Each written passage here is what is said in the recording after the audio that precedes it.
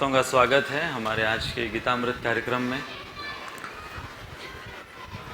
चौथे अध्याय में दिव्य ज्ञान की व्याख्या करते हुए भगवान इन कुछ श्लोकों में कैसे कर्म के बंधन से छुटकारा पाया जाए इसका नुस्खा दे रहे हैं। एक दृष्टिकोण से यदि हम भगवान श्री कृष्ण की तुलना एक सकुशल वैद्य से करें तो भगवान एक ऐसे वैद्य जो कि मरीज की बीमारी के लक्षण, डायग्नोसिस जिसको कहेंगे, इन श्लोकों के द्वारा वो कर दे रहे हैं। और न केवल बीमारी के लक्षण अपितु उसके साथ साथ औषधि और लाइन ऑफ ट्रीटमेंट क्या होना चाहिए, ये सब प्रस्तुत कर रहे हैं इन श्लोकों के द्वारा। तो आज हम लेंगे श्लोक क्रमांक 22। यदृच्छलाभ संतुष्टो द्वंद्वातीतो विमत्सरः समसिद्धावसिद्धौ च कृत्वापि न निबध्यते। यदृच्छलाभ संतुष्टो द्वंद्वातीतो विमत्सरः समसिद्धावसिद्धौ च कृत्वापि न निबध्यते। यदृच्छलाभ संतुष्टो द्वंद्वातीतो विमत्सरः समसिद्धावसिद्धौ च कृत्वापि न निबध्यते।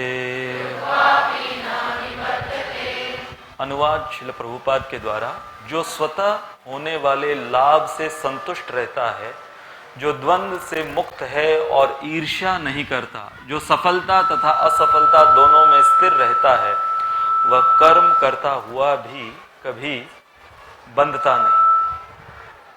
तो जैसे पिछले श्लोक में भी भगवान ने उस श्लोक का अंत किया था, कैसे कर्म बंधन से छुटकारा एक पूर्ण ज्ञानी प्राप्त कर सकता है और अपने आशाओं, भौतिक आशाओं से परे जाते हुए, अपने इंद्रियों पर संयम रखते हुए, जो स्वयं और पराई की संपत्ति है उस पर स्वामित्व का भाव न रखते हुए केवल शरीर यापन के लिए, शरीर यात्रा के लिए जो अपना जीवन जीता है, कैसे वो इन सारे कर्म के बंधनों से मुक्त हो सकता है, ये पिछला श्लोक। तो आज के श्लोक के संदर्भ में हमारी चर्चा के विषय इस प्रकार के रहेंगे। पिछले श्लोक से संबंध। सबसे पहले भगवान ने आज के श्लोक में ये जो शब्द इस्तेमाल किए हैं, यदृच्छा लाभ संतुष्टो, बहुत महत्वपूर्ण है। किस प्रकार से भगवान ने संतुष्टि इस शब्द को और लाभ, ये दोनों शब्दों को बखूबी इस्तेमाल किया है एक बहुत ही विशेष सिद्धांत प्रस्थापित करने के लिए। द्वंद्व से ऊपर कैसे उठा जाए, ईर्ष्या से रहित जीवन का आनंद, सफलता एवं असफलता में समान कैसे रहा जाए, और अंततः कर्म बंधन से छुटकारा। तो यदि एक स्लाइड में पिछले दफा जो हमने लिया था, ये पूरा श्लोक, पिछले बार का श्लोक 21वां श्लोक, तो कैसे निराश नहीं होना है, अपितु जो इस भौतिक संसार की आशाएं हैं, उन आशाओं के परे कैसे जाना है। और जब कोई जाता है तब वो यत चित्तात्मा, अपने चित्त को वो जीत लेता है। यहां पर चित्त केवल हमारा हृदय या चेतना नहीं, अपितु हमारी इंद्रियां, हमारे सोच विचार, वो सब को कैसे वो जीत लेता है। तत्पश्चात वो किसी भी प्रकार की संपत्ति पर स्वामित्व का भाव नहीं रखता। तो कोई व्यक्ति ये प्रश्न पूछे तो फिर वो जीता किसके लिए है या जीता कैसे है, तो भगवान ने कहा केवल शरीर का यापन, केवल शरीर और आत्मा एक साथ रहे, शारीरम केवलम कर्म, तब जाकर वो कर्म बंधन से मुक्ति प्राप्त कर सकता है। तो अब पिछले श्लोक में भगवान ने, अगर हमने उसका निचोड़ निकाला कि वो सब करते हुए जीता है केवल शरीर और आत्मा को एक साथ रखने के लिए, तो फिर यदि उतने में वो संतुष्ट उसको रहना है, परंतु संतुष्टि जो है वो आंतरिक भाव है। संतुष्टि ये शरीर से ऊपर एक मानसिक भाव है। यदि इसको आप इमोशन कहो, यदि इसे आप एक डिसीजन कहो, उसकी हम चर्चा करेंगे। Satisfaction is not just an emotion, satisfaction is also a decision.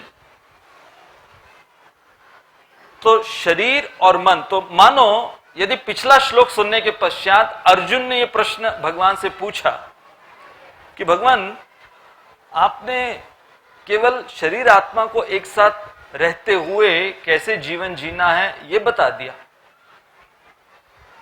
परंतु इस शरीर के अंदर और आत्मा से, शरीर और आत्मा के बीच में ये जो हमारा मन है, ये जो सूक्ष्म शरीर है जो कि इतनी इच्छाओं को पैदा करता रहता है और इतने उसके अंदर भावनाएं होती हैं, और वो भी इस शरीर के कर्म करते हुए अलग अलग प्रकार की इच्छाएं, भावनाएं, प्रतिक्रियाएं, इन सब से जो ये मन सूक्ष्म शरीर गुजरता है, तो उसका क्या किया जाए।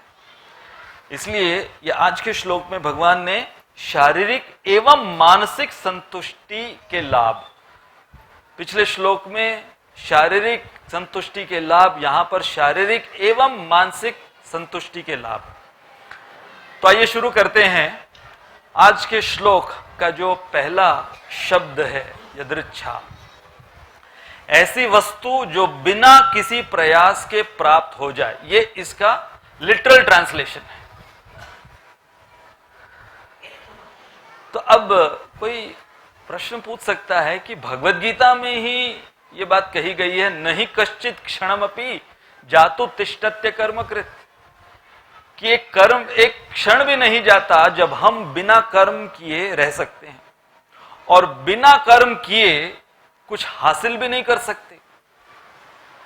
तो यदि बिना कर्म किए रह नहीं सकते और बिना कर्म किए कुछ हासिल नहीं कर सकते, तो फिर ये यदृच्छा शब्द कैसे समझा जाए, जिसके अंदर भगवान ये कह रहे हैं कि ऐसी वस्तु या ऐसी वस्तुएं जो बिना किसी प्रयास के मनुष्य को प्राप्त हो जाती है।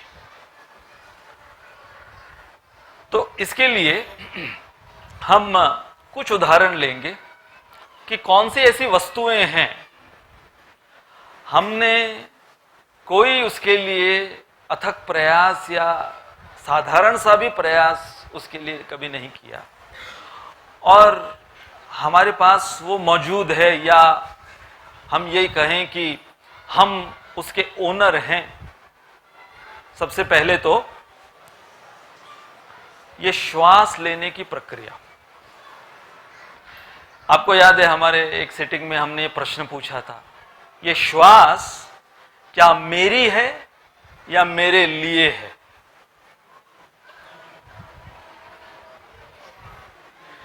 अब हम सब यहां पर, हवा जो है वो मौजूद है सबके लिए,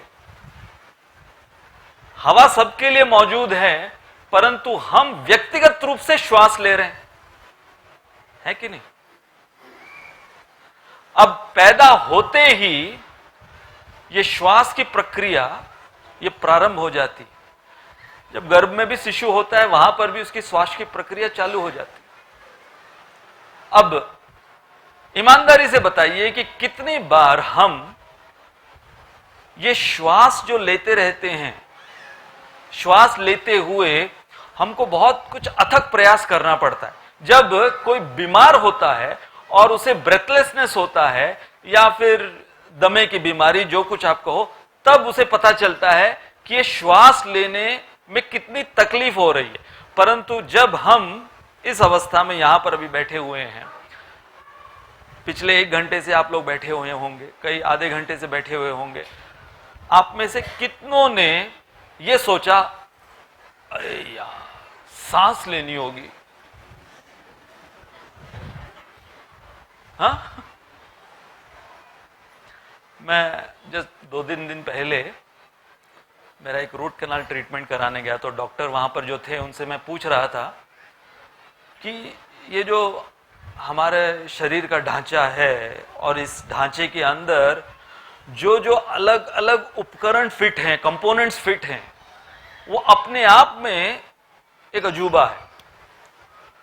तो उन्होंने, ये मैंने पॉइंट क्यों इंक्लूड किया है, क्योंकि उन्होंने मुझे कहा कि प्रभु जी, श्वास, हम जो श्वास लेते हैं जिसके ऊपर हम कभी ध्यान नहीं देते। हाँ, ये बात अलग है जब कोई योग करने जा रहा है, प्राणायाम के लिए, उस समय बताया जाता है।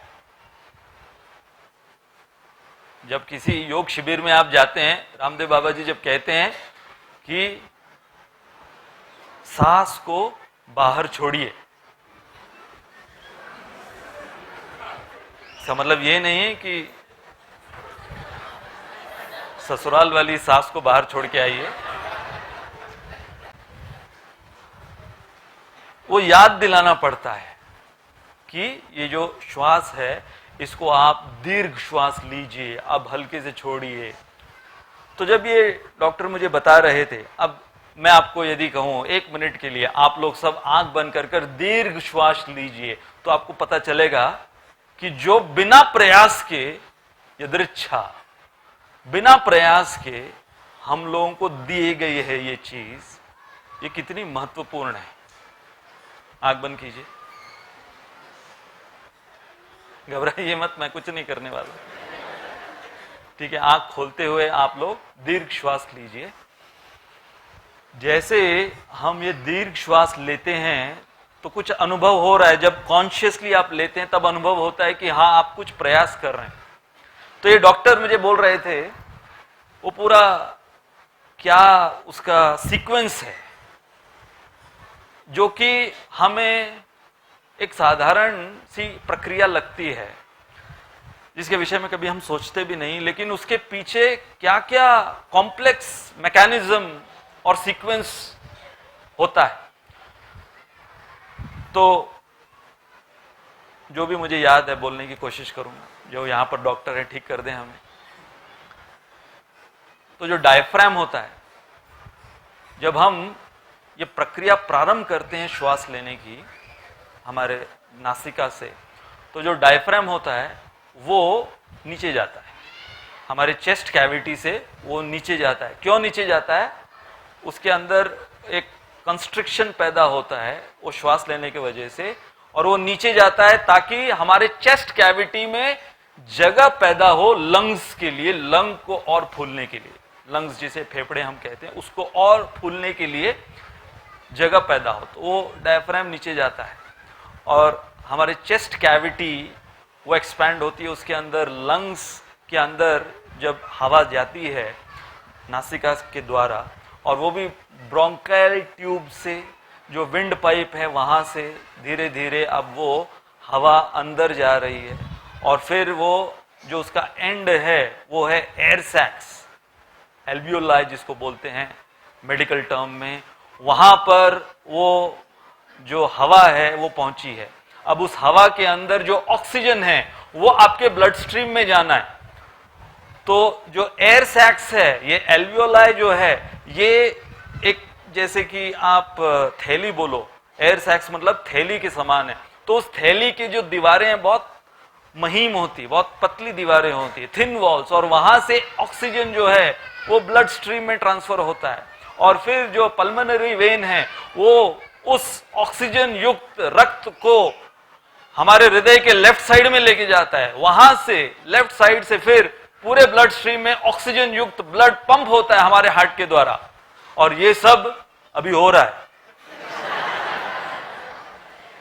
कुछ प्रयास किया आपने समझने का? तो प्रयास किया।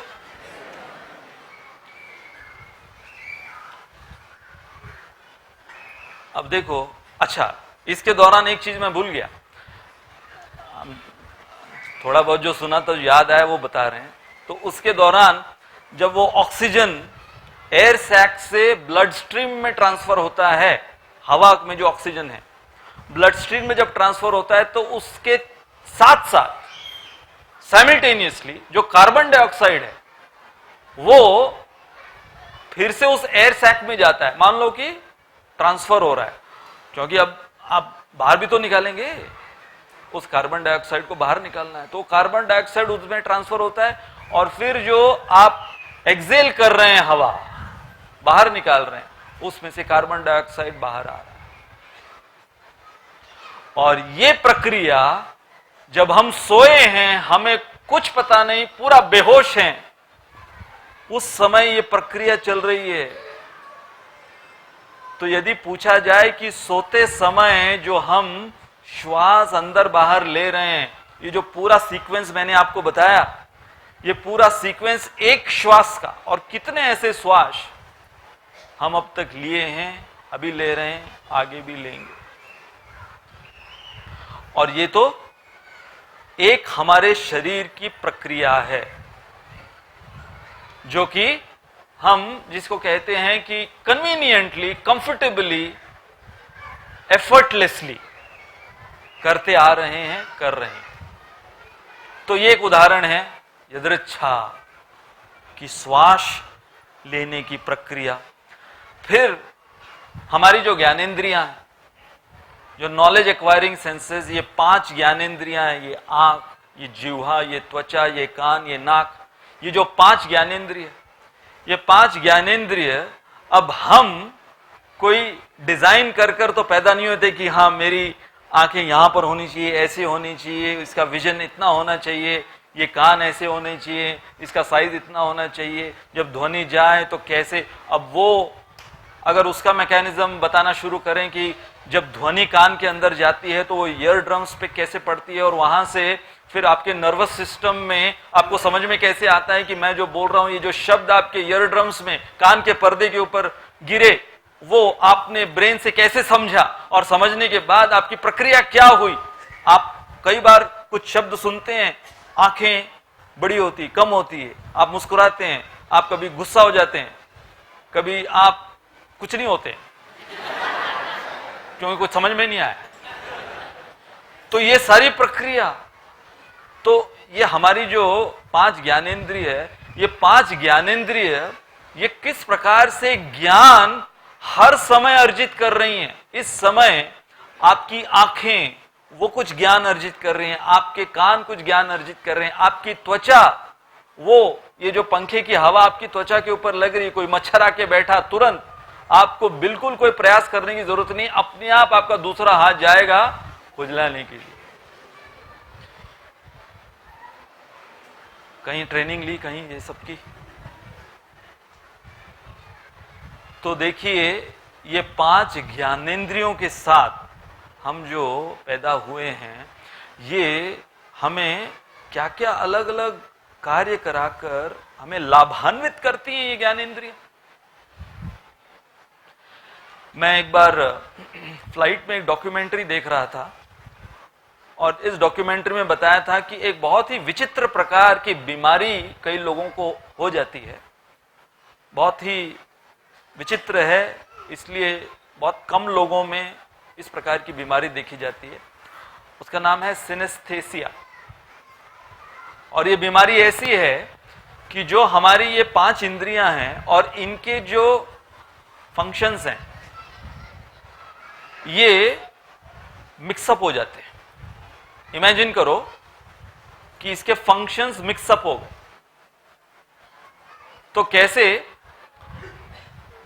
तो जो मरीज है इस बीमारी का, सिनेस्थेसिया बीमारी का, उसकी जिह्वा पर उसको शब्द के टेस्ट आते हैं। जैसे मान लो अभी ये प्रवचन चल रहा है और कोई अगर इस बीमारी का शिकार यहां पर अगर बैठा हो तो इस प्रवचन के जो अलग अलग शब्द उसके कानों में पड़ रहे हैं, उसके कानों में जो वो शब्द पड़ रहे हैं, वो जो उसको सुनाई दे रहा है, उसके साथ साथ उसकी जिह्वा को ये शब्द के टेस्ट, स्वाद भी आ रहा है। थोड़ा कंफ्यूजिंग लग रहा होगा आपको। तो वहां पर एक ऐसे मरीज को उस डॉक्यूमेंट्री में दिखाया, तो ये मरीज को ये प्रॉब्लम था, तो वो कभी खाते समय वो किसी ऐसे जहां पर आवाज हो रही है वो कभी खा नहीं पाता था, इसलिए खाने के लिए उसको साउंडलेस रूम में बैठना पड़ता था। जैसे मान लो कि वो खिचड़ी खा रहा है और कोई उससे बात कर रहा है, तो खिचड़ी का स्वाद तो जिसने बनाया है उस प्रकार का स्वाद होगा, परंतु वो जो कोई बातें कर रहा है, उसने जो भी शब्द उसको कहे कैसे हो, तो वो कैसे हो का स्वाद उस खिचड़ी में मिक्स होके उसको आता है उसके टंग पे, तो वो कंफ्यूज हो जाता है। तो कई शब्द हैं, उसको जब पूछा गया कि कुछ शब्द बोले गए उसको कि इसका स्वाद तुमको कैसा लग रहा है, इस शब्द का स्वाद कैसा लग रहा है, तो उसने कहा ये तीखा है, ये मीठा है, ये कड़वा है, ये खट्टा है। तो मैं वही सोच रहा था देखते समय, इसको हरिनाम, इसको यदि हरिनाम सुनाया जाए तो ये हरिनाम का कैसा टेस्ट आएगा इसको। तो कई हैं जिनको जो शब्द हैं वो दिखाई देते हैं आंखों से, कई हैं वो टंग पर उसका स्वाद उनको आता है। तो ये जो मिक्सअप हो जाता है उसके वजह से वो बहुत परेशान जीवन जी रहे हैं। आप लोगों को लग रहा होगा कि थोड़ा ट्राई करके देखते हैं ये इस प्रकार की बीमारी क्या एक्सपीरियंस होगा, परंतु वो लोग बहुत परेशान हैं इस बीमारी से, इसलिए वो बीमार बोले जाते हैं उनको। लेकिन स्वस्थ अवस्था में हमारी इंद्रियां जो हैं, जो मिक्सअप नहीं हुई हैं, आंखें जो हैं आंखों का काम कर रही है, कान जो है कान का काम कर रहे हैं, जिह्वा, त्वचा इत्यादि। तो ये है यदृच्छा एक और उदाहरण। अब शारीरिक एवं मानसिक जो उपलब्धियां हैं, अब देखिए हम लोग सब जब पैदा हुए तो हाँ हमने बोलना सीखा, चलना सीखा, तो ये कुछ चीजें उसके लिए हमने इनिशियली प्रयास किया, परंतु एक बार वो प्रयास करने के बाद हमारे अंदर उसका जो प्रोग्रामिंग हो गया, जैसे अभी मैं हिंदी में बात कर रहा हूं, तो मैंने स्कूल में हिंदी भाषा सीखी। कल्पना करो कि हर रोज यदि हमें हमारी मातृभाषा या जो भी भाषा हम जानते हैं, हर रोज हमें सुबह पुराना सा फॉर्मेट हो गया, हर रोज सुबह हमें उसको सीखना पड़े, भाषा को सीखना पड़े, हर रोज चलना सीखना पड़े। जैसे मान लो कंप्यूटर में आप कुछ लेटर टाइप करते हो, ईमेल टाइप करते हो, आपके सेल फोन पर टाइप करते हो, तो वो प्रोग्राम्ड रहता है कि ये कलर होगा, व्हाइट के ऊपर ब्लैक उसका कलर होगा, ये उसका फॉन्ट होगा, ये उसका साइज होगा, वो फॉर्म। इमेजिन करो कंप्यूटर जैसे ही आपने टाइप किया, हर बार कंप्यूटर पूछे कौन सा फॉन्ट चाहिए, क्या साइज चाहिए, वो फॉन्ट का कलर कौन सा चाहिए, उसमें ग्रेडियंट चाहिए, उसमें फिलअप चाहिए, कलर फिल चाहिए, ये चाहिए। आप परेशान हो जाएंगे, अरे भाई जो ऑलरेडी सेव्ड है तुम उसको फॉलो करो। वैसे ही ये जो हमारी शारीरिक और मानसिक उपलब्धियां हैं कि मैं कोई यहां पर सोच के नहीं आया कि अगला शब्द क्या होने वाला है, तो ये एक मानसिक उपलब्धि है कि अगला शब्द जो मैंने इतने सालों से सीखा है और आप जो सीखकर बैठे हुए हो, तो देखो दोनों की ये उपलब्धियां होना जरूरी है। मेरे अंदर ये उपलब्धि कि ये जो भाषा में बोल रहा हूं, ये भाषा का व्याकरण, इसके शब्द, इसके जो वाक्यों की बनावट, वो सब जो सीखी हुई है, जो मैं बोल रहा हूं, और आपने भी ये सब सीखा हुआ है, इसलिए आप समझ पा रहे हो, है कि नहीं? नहीं?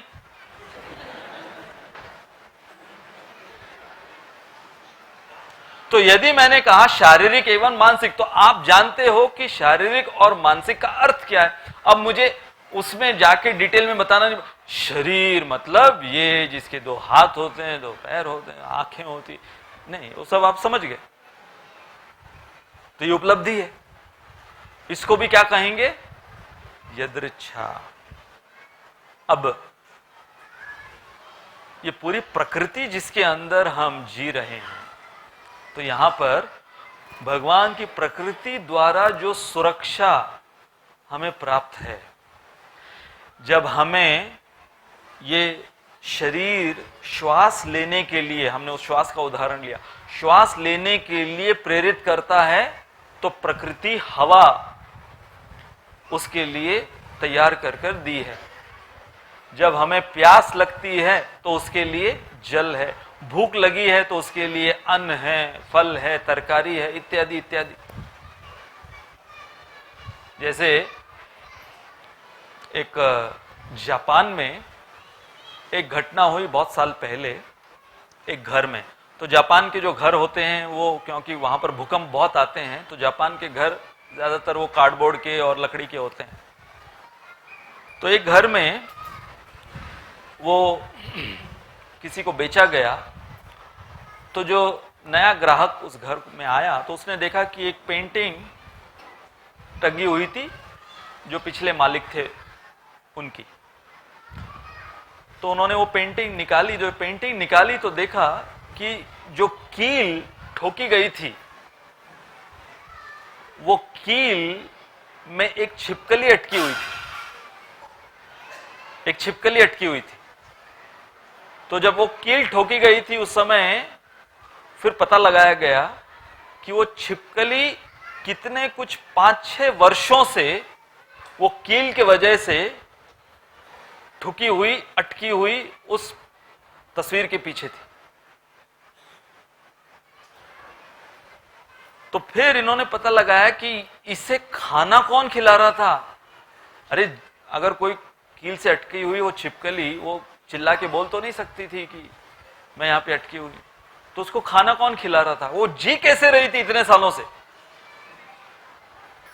तो फिर वैज्ञानिकों को जब बताया गया तो वो लोग आए, वो लोग ने चेक किया। चेक करने पर उनको पता चला कि रोज एक दूसरी छिपकली आती थी खाना लेकर, जो भी उनका खाना होगा, हाँ, कॉकरोच, कोई मच्छर, ये वो सब लेकर मुंह में, और इसको खिलाती थी। हाँ, मतलब जैसे कि टिफिन लेकर आती थी, इसको खिलाती थी, और ये छिपकली उतना खा के फिर वो चली जाती। ऐसे 5 साल तक ये छिपकली वहां पर वो कील से अटकी हुई। तो प्रकृति ने वहां पर भी उसको बिना उसके किसी प्रयास के, पॉइंट कौन सा चल रहा है वो ध्यान रखिए आप, यदृच्छा। तो भगवान की जो प्रकृति है उसके द्वारा सुरक्षा, जिसका हमें अधिकांश समय कुछ ज्यादा भान नहीं रहता, परंतु हम सुरक्षित जो भी जीवन जी पा रहे हैं इस भगवान की प्रकृति में, वो एक अपने आप में अजूबा। तो यदि अब हम इस पूरे 2 शब्दों को ले, यदृच्छा लाभ संतुष्ट, तो भगवान कह रहे हैं जो स्वतः होने वाले लाभ से संतुष्ट रहता है। तो ये एक बहुत महत्वपूर्ण गुण, एक बहुत महत्वपूर्ण सिद्धांत भगवान सिखा रहे हैं हमें कि संतुष्टि, और वो भी किस प्रकार की संतुष्टि, कि जहां पर हमें स्वाभाविक रूप से बिना प्रयास किए जो वस्तुएं उपलब्ध कराकर दी गई हैं।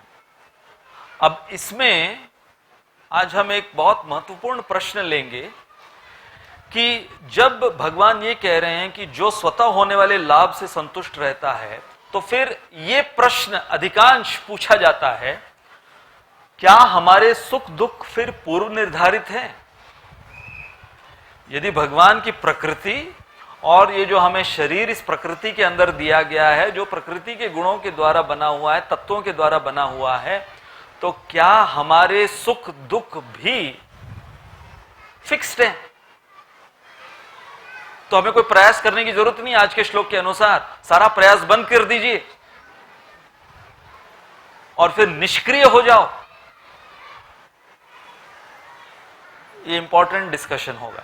तो इसलिए ये जो प्रश्न है इसको यदि और थोड़ा विस्तारित करें, यदि बिना प्रयास किए वस्तुएं प्राप्त हो रही हैं तो मनुष्य को सुख प्राप्ति एवं दुख निवृत्ति के लिए प्रयास करना चाहिए कि नहीं? जैसे बहुत बार लोग बोलते हैं ना कि कई ट्रक के पीछे भी लिखा होता है, ट्रकों के पीछे लिखा होता है ना, समय से पहले भाग्य से ज्यादा।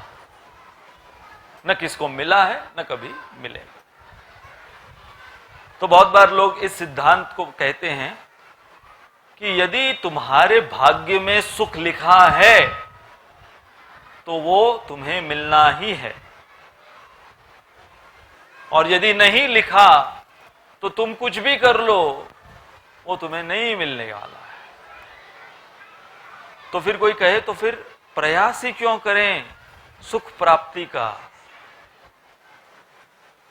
बहुत से जो क्रिश्चियन ऑर्गेनाइजेशंस जो भारत में कन्वर्जन्स कर रहे हैं, हिंदुओं को क्रिश्चियन बनाते हैं, तो वो लोग ये पॉइंट यूज करते हैं। वो क्या कहते हैं? In you Hindus you have no sense of social justice. वो ये सिद्धांत यूज करते हैं, you have no sense of social justice. कैसे उसको बोल रहे हैं वो, क्यों बोल रहे हैं ऐसा? That if somebody is born handicapped, you say it's the karma.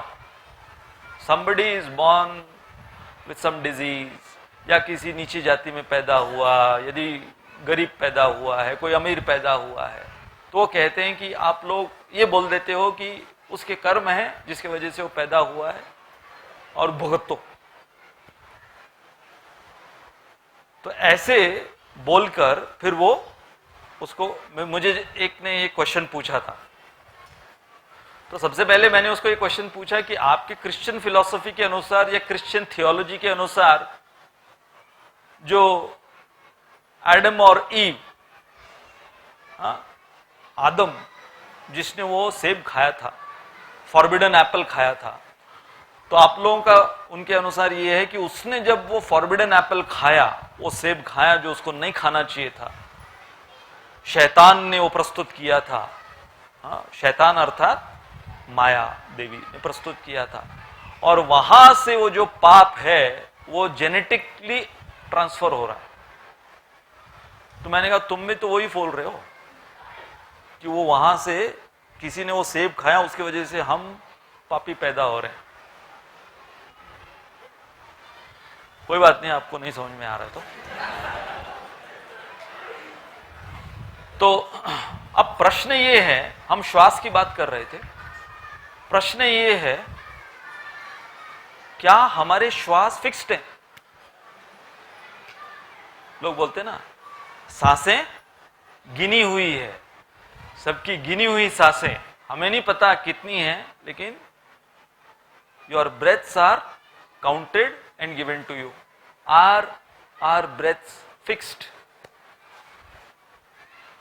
क्या कहोगे आप? अगर ऐसा होता तो वही वेद आयुर्वेद क्यों प्रस्तुत करता? आयुर्वेद क्या है? वो वेद जहां आप आपकी आयु बढ़ा सकते हो, उसको फॉलो कर कर आयु बढ़ा सकते हो। तो आयु बढ़ाना मतलब श्वास को बढ़ाना। तो फिर कैसे समझा जाए कि हमारी श्वासें फिक्स्ड है? अच्छा, अगर इसे आपको नहीं समझ में आ रहा है तो मैं एक और प्रश्न पूछता हूं। यदि कोई कहे कि आपके जीवन का जितना सुख है वो फिक्स्ड है, वो आपके नसीब के अनुसार आपको जो मिलना है मिलेगा, चाहे आप उसको प्रयास करें या न करें आपके पास आएगा, तो ठीक है। अगर ये कहें कि प्रयास करने से भी सुख बढ़ने नहीं वाला, जो मेरे नसीब में उतना ही मुझे मिलने वाला, जो मेरा कोटा है उतना ही मुझे मिलने वाला है, तो मैं अगर ये प्रश्न पूछूं कि जो दुख है क्या उसको हम बढ़ा सकते हैं? अगर सुख फिक्स्ड है तो दुख भी फिक्स होना चाहिए ना। क्या दुख को बढ़ा सकते हैं? अभी हम लोग सब यहां पर बैठे हैं, हो सकता है थोड़ा बहुत दुख होगा, शारीरिक मानसिक, इस समय बैठे हुए हमारे अंदर थोड़ा बहुत दुख होगा, लेकिन आप प्रयास कर कर उस दुख को बढ़ा भी सकते हो।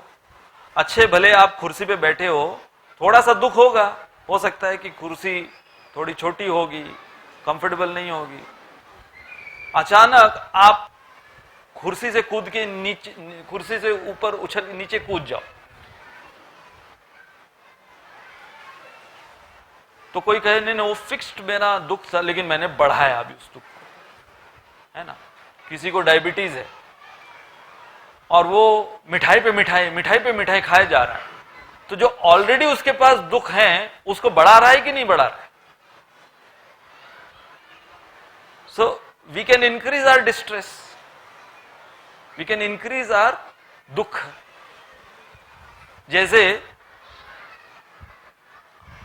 वो एक इंसिडेंट है, प्रभुपाद चरणामृत लिए गुरु पूजा के समय एक मंदिर में, और चरणामृत में नमक था शक्कर के बदले या शहद के बदले। तो प्रभुपाद ने पूछा ये क्या है? तो वो जो डिवोटी प्रभुपाद को कहते हैं, प्रभुपाद कृष्णाज मर्सी।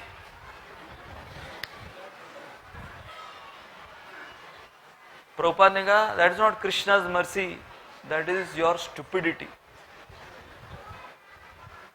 तुम्हारी मूर्खता है वो। तो कई बुक डिस्ट्रीब्यूटर, वो लोग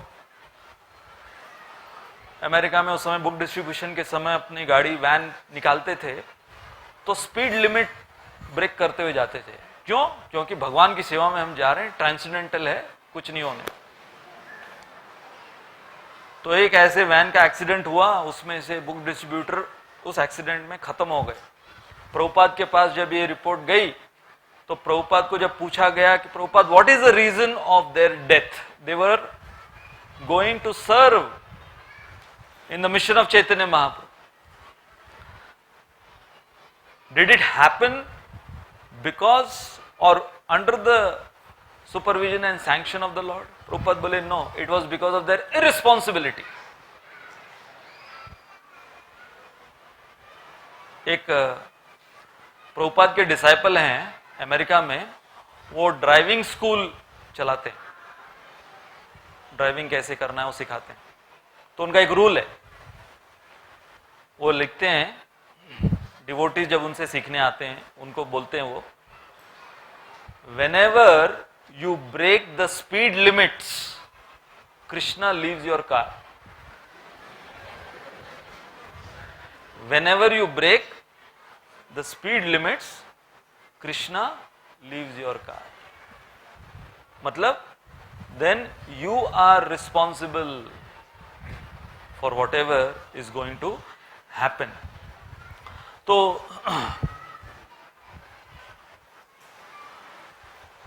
यदि हम देखें भगवत गीता में भगवान ने बोल दिया दुखालयम अशाश्वतम, ये भौतिक संसार दुखालय है, अशाश्वत है। अब अर्जुन प्रथम अध्याय में दुख में थे, तम तथा कृपयाविष्टम अश्रु पूर्ण कुलेक्षणम, रो रहे हैं, दुखी हैं, शोक अवस्था में हैं। तो क्या भगवान अर्जुन को उस समय बोले तुमको साक्षात्कार हो गया, तुम दुखी हो, और मैंने क्या बोला है गीता में और जो मैं बोलने वाला हूं आगे, दुखालयम अशाश्वतम, गुड, बहुत अच्छा।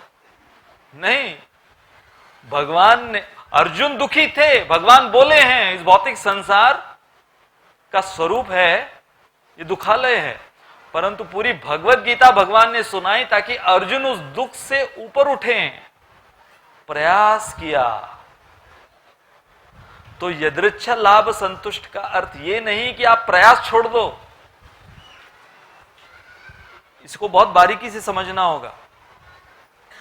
अब इसको समझने के लिए हमें हमारे जो विभिन्न स्तर के कर्म हैं उसको पहले जानना होगा।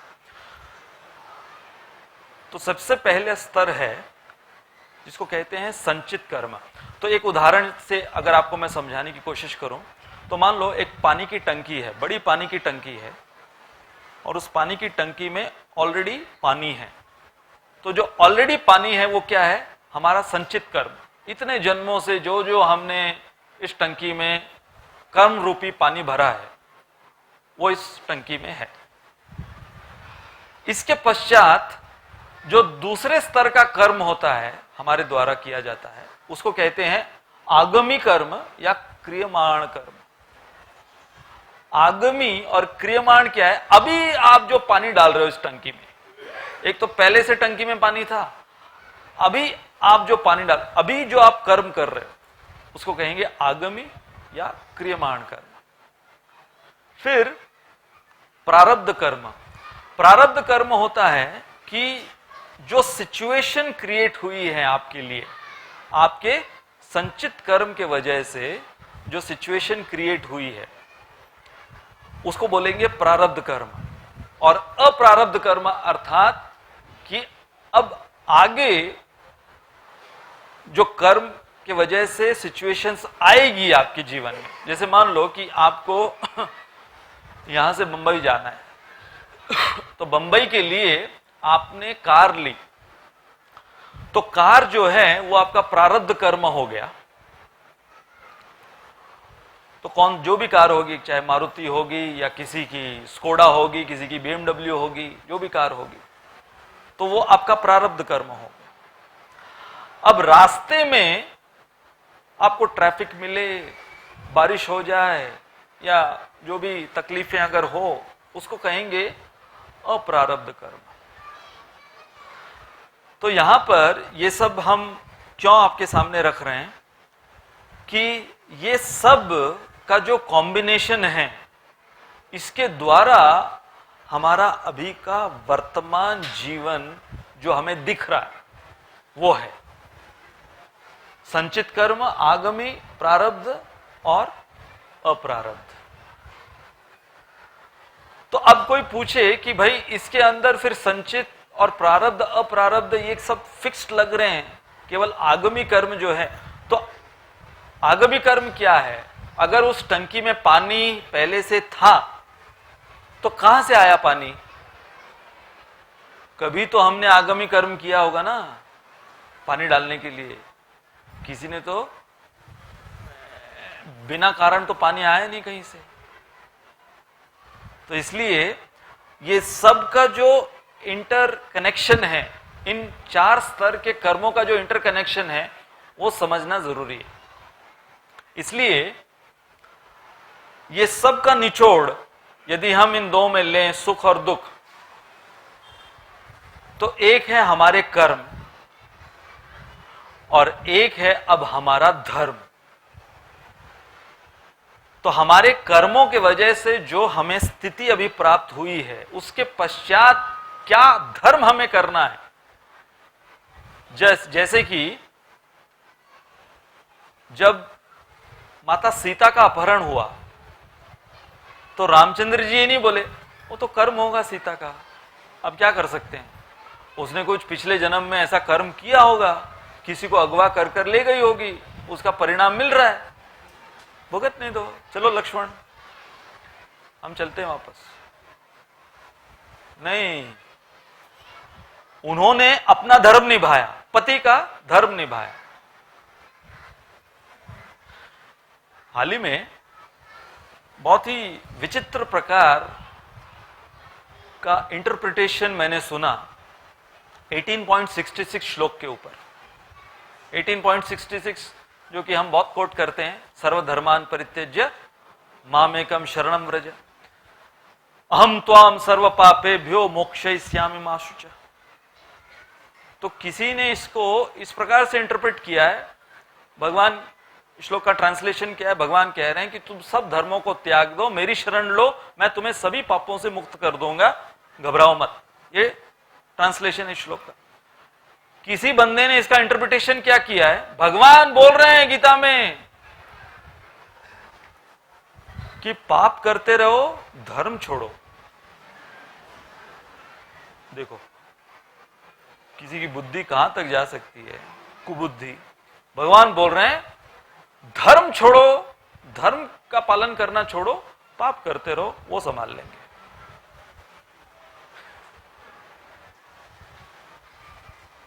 कितना अच्छा लगता है सुनने में। इसको कहते हैं तोड़ मरोड़ कर अर्थवाद करना, भगवान के शब्दों पर अर्थवाद करना। तो अब हम इसके संदर्भ में एक महत्वपूर्ण विषय पर चर्चा प्रारंभ करेंगे कि साधारणतः ये प्रश्न पूछा जाता है कि जो अध्यात्म का पालन करते हैं, जैसे कि आज के श्लोक में भगवान ने कह दिया कि संतुष्ट रहो, यदृच्छ लाभ, संतुष्ट, सैटिस्फाइड रहो अपने जीवन से। लेकिन आजकल का जो आधुनिक मनुष्य है, मॉडर्न मैन, जिसको महत्वाकांक्षी बनना है, एम्बिशियस बनना है, तो उनको बोला जाता है कि तुम कभी ये स्पिरिचुअल और रिलीजन को फॉलो मत करो, क्योंकि यहां पर क्या सिखाया जाता है, अरे संतुष्ट रहो, जो हुआ अच्छा हुआ, जो होगा अच्छा होगा, संतुष्ट रहो। So many times being ambitious requires to be dissatisfied. It goes against satisfaction. And they say if you are satisfied, you cannot be ambitious. जितना ज्यादा तुम्हारे अंदर असंतुष्टि होगी, उतना ज्यादा तुम प्रयास करोगे और हासिल करने की चीजों को। लेकिन यहां पर हमने तीसरी चीज को इंक्लूड किया है और वो है डिवोशन। तो इसको हम कैसे समझने की कोशिश करेंगे?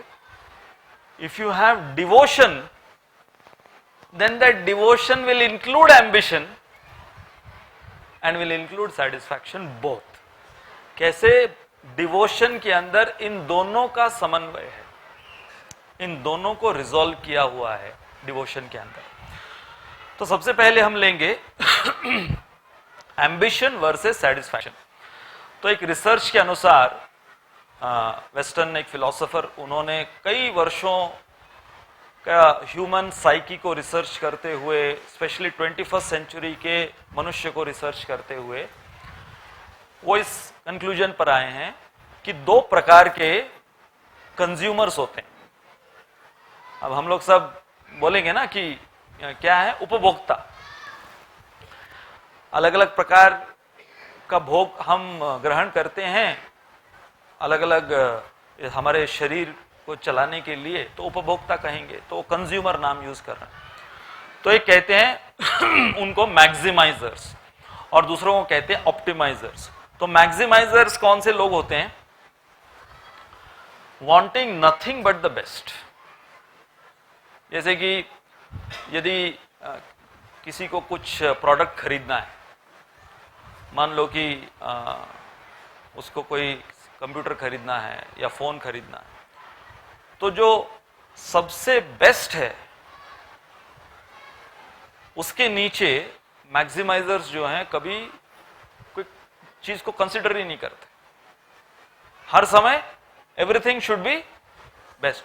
अच्छा, यहां पर जो एनालिसिस है ये केवल किसी प्रोडक्ट को खरीदने का नहीं है, आगे चलकर इसका एनालिसिस होता है इवन ह्यूमन रिलेशनशिप। जो मैक्सिमाइजर्स ह्यूमन रिलेशनशिप में होते हैं, they don't compromise with anything substandard. उनके लिए उसमें भी everything should be maximised. Optimisers जो होते हैं, they derive the best from the available.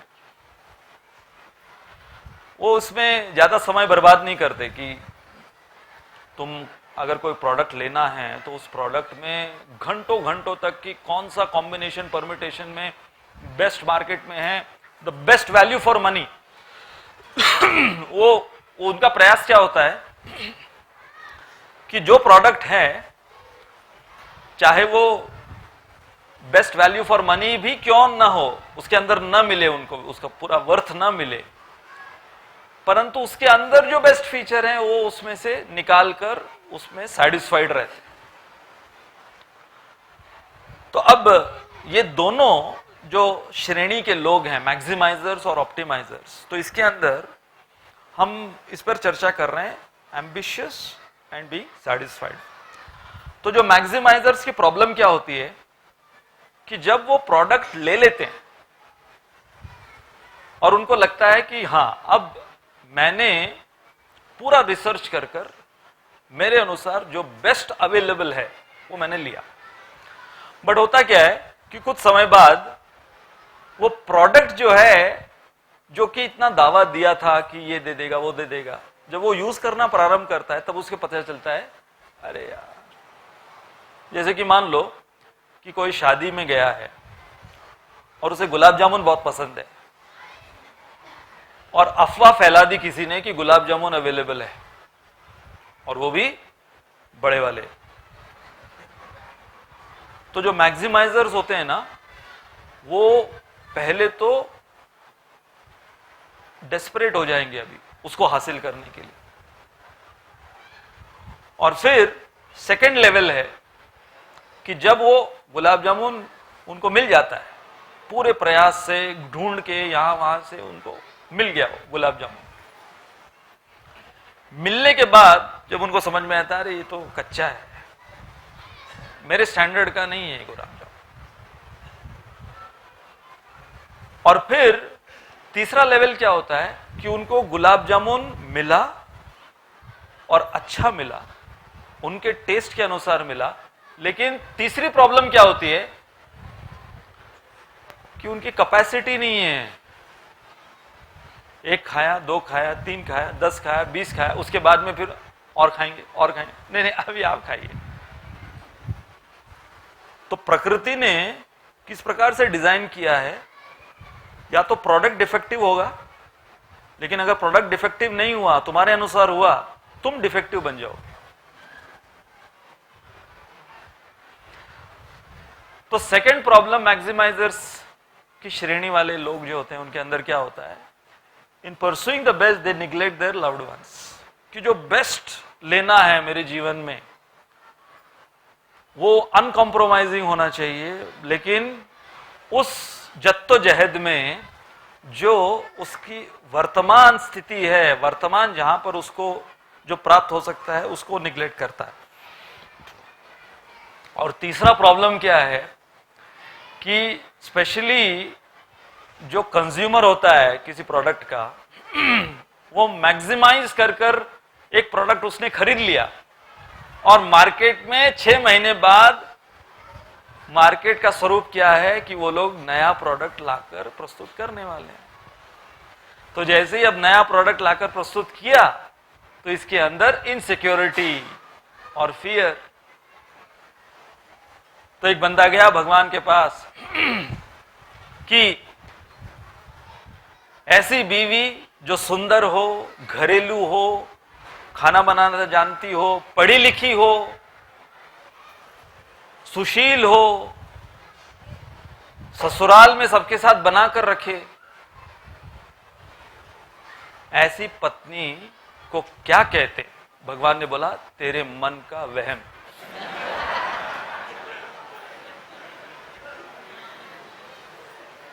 No one is perfect, no one is imperfect, no place, no situation, no person, no object is absolutely perfect or absolutely imperfect. तो जो optimisers हैं उनके characteristics क्या है? They make the best use of the available product. जो पति मिला है, जो पत्नी मिली, निभाओ, हा? खुश रहो उनके साथ, अवेलेबल प्रोडक्ट के साथ खुश रहो। होगा बहुत सी मैन्युफैक्चरिंग डिफेक्ट होगी, उसके बाद में यूज करने के बाद डिफेक्टिव पीस और डिफेक्ट्स बाहर आ जाते हैं। लेकिन जो ऑप्टिमाइजर्स होते हैं, खास करके हम इंडिया में देखते हैं, इंडिया के अंदर सालों साल उनकी शादी चल रही है, 40 साल हो गए, 45 साल हो गए। हाँ? वेस्ट में बहुत मुश्किल है, वो लोग जब सुनते हैं 45 इयर्स मैरिज, और सबसे बड़ा क्वेश्चन शॉकिंग उनको क्या रखता है, विद द सेम पर्सन। वो बोलना जरूरी है, with the same person. So they make it the best use of that. They use products to love people. यहां पे प्रोडक्ट खाली हम ये मत समझिए, जो भी साधन है, जीवन के साधन हैं, उसका इस्तेमाल करते हैं किसी बड़े ऊंचे सिद्धांत को स्थापित करने के लिए। And they believe in contribution and cooperation rather than unhealthy competition.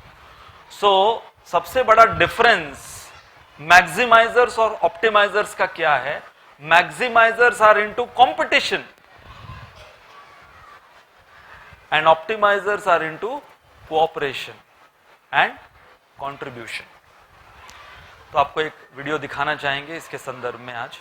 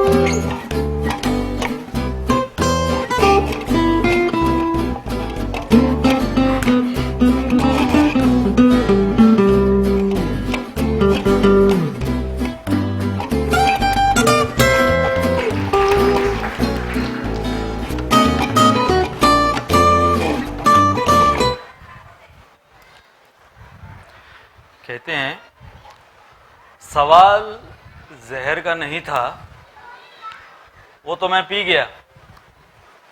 सवाल जहर का नहीं था, वो तो मैं पी गया। तकलीफ तब हुई जब उसके बाद भी मैं जी गया। तो इस संसार में जब इस प्रकार का स्पर्धात्मक जीवन लोग जीते, यहां बताया गया है कि एक है सहकार्य का जीवन, लाइफ ऑफ कोऑपरेशन, और एक है कंपटीशन, स्पर्धात्मक जीवन। तो आजकल ये जो सिखाया जा रहा है, अब देखिए कंपटीशन में कोई बुराई नहीं है, जो हम जिसकी चर्चा कर रहे हैं, एक है हेल्दी और एक है अनहेल्दी कंपटीशन। तो इसमें दोनों में यदि वृद्धि या ग्रोथ, इसको अगर हम समझने की कोशिश करें तो एक जिसको होलिस्टिक ग्रोथ कहते हैं, कि जहां हम एक दूसरे की मदद करते हुए हम आगे बढ़े, जैसे कि उन 2 बिल्लियों ने किया। हाँ? लेकिन एक और ग्रोथ, उसको भी ग्रोथ बोलते हैं, और वो है कैंसरस ग्रोथ। तो ये कैंसरस ग्रोथ क्या है? जैसे कि हमारे अंदर, सबके अंदर जो सेल्स हैं, कोशिकाएं हैं, वो उनके अंदर पोटेंशियल है कैंसरस बनने का। या कई बार वो कैंसरस होते भी हैं, लेकिन जब वो डिस्प्रोपोर्शनेट तरीके से बढ़ते हैं वो फिर जानलेवा हो जाते हैं।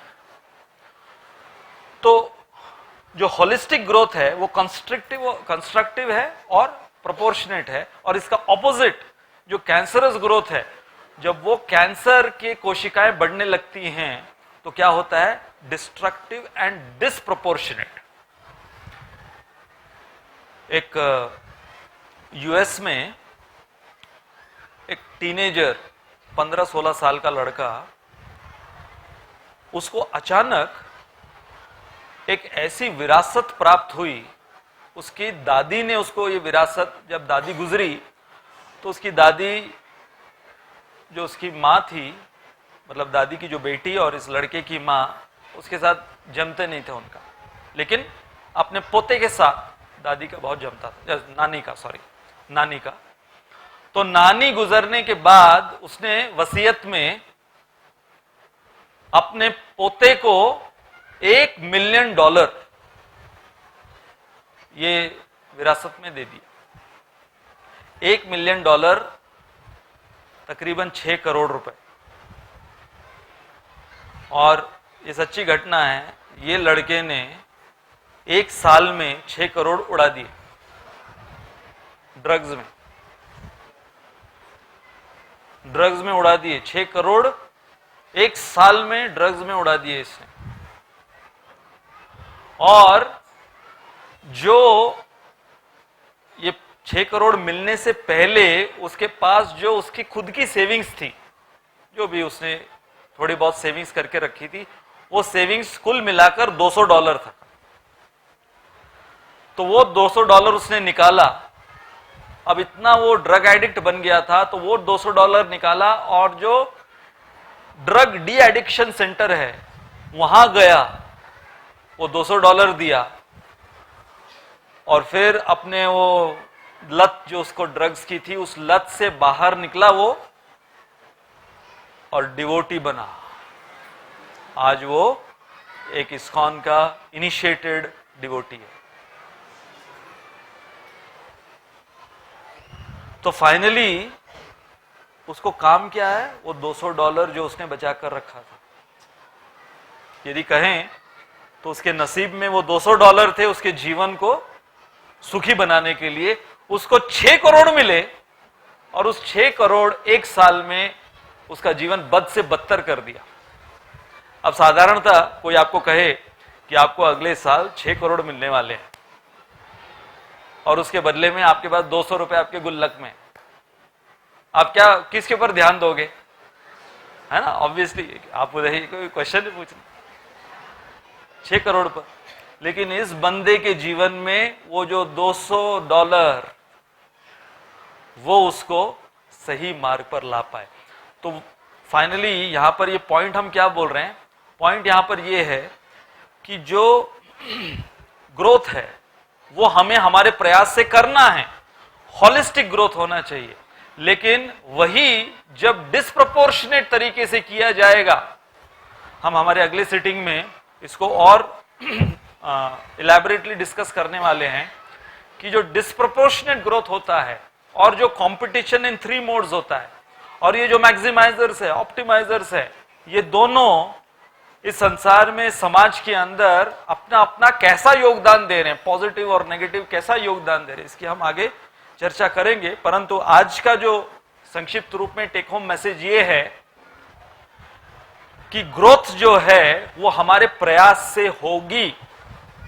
जैसे कि हमने क्वेश्चन लिया कि क्या हमारे सुख और दुख पूर्व निर्धारित हैं, हमारे ऊपर है कि हम उसे होलिस्टिक ग्रोथ में कन्वर्ट कर रहे हैं या उसे हम कैंसरस ग्रोथ में कन्वर्ट कर रहे हैं। और याद रखिएगा, जैसे कि संचित कर्म, आगामी, क्रियमाण कर्म, प्रारब्ध और अप्रारब्ध कर्म, ये सब का जो समन्वय है उसके द्वारा हमारा जो वर्तमान जीवन है और ये वर्तमान जीवन के पश्चात जो हमारा भविष्य का जीवन होने वाला है वो निर्भर करता है। तो इन सब को समझते हुए भगवान के प्रति भक्ति, अभी हमने उसको कंप्लीट नहीं किया है, लेकिन आप समझ लीजिए कि डिवोशन जो है भगवान के प्रति, वो आपको सही मायने में एम्बिशियस बनाएगा और सही मायने में आपको उस एम्बिशियस होने के साथ साथ सैटिस्फाइड रखेगा. So that is the most healthy combination of being ambitious and being satisfied by being in devotion to the Supreme Personality of Godhead, Sri Krishna. बहुत बहुत धन्यवाद. हरे कृष्ण.